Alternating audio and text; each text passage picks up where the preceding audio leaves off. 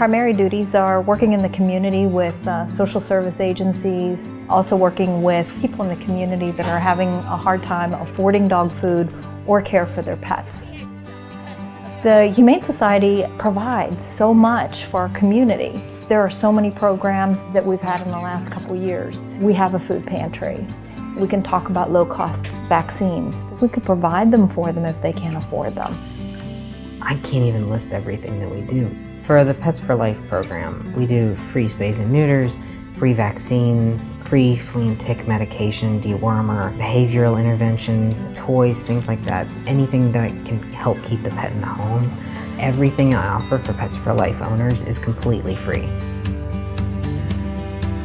The veterans are my favorite. A lot of the veterans that choose to live in Charlotte, their families may not be here in Charlotte. They may be in other cities and other states. So their animals are their companions.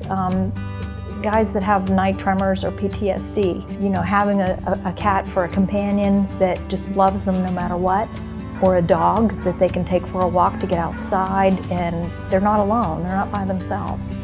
So it means a lot to veterans, and that's very rewarding. That's to know that we're helping keep their family together, their little family and their best friend. One of the things that we do here that I love the most is the fence build program.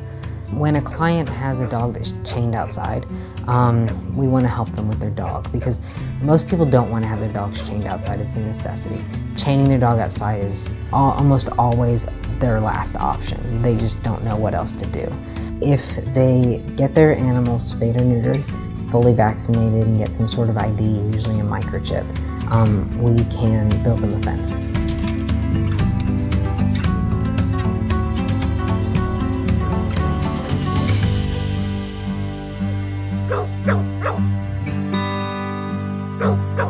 It's really amazing. We've done about 20 of them in a little over a year, and we're able to unchain these dogs, which is one of the most wonderful things you can ever see.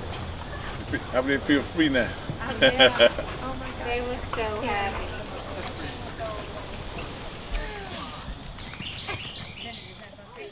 My pets are my family.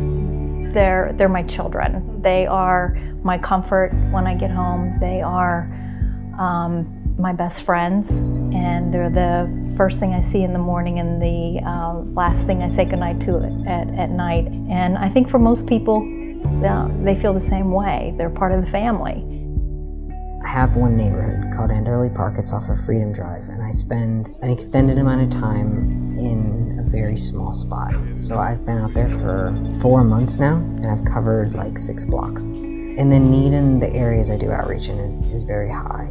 The percentage of people under the poverty level in the neighborhood I'm in is about 60%. People really are struggling, and they want to help their pets, but at the end of the day, they just don't have the extra money. So when I go around and I tell people I have free spays and neuters and free vaccines, it's such a weight off their shoulders, because now they can take that money and put it toward gas or toward food or whatever needs they have.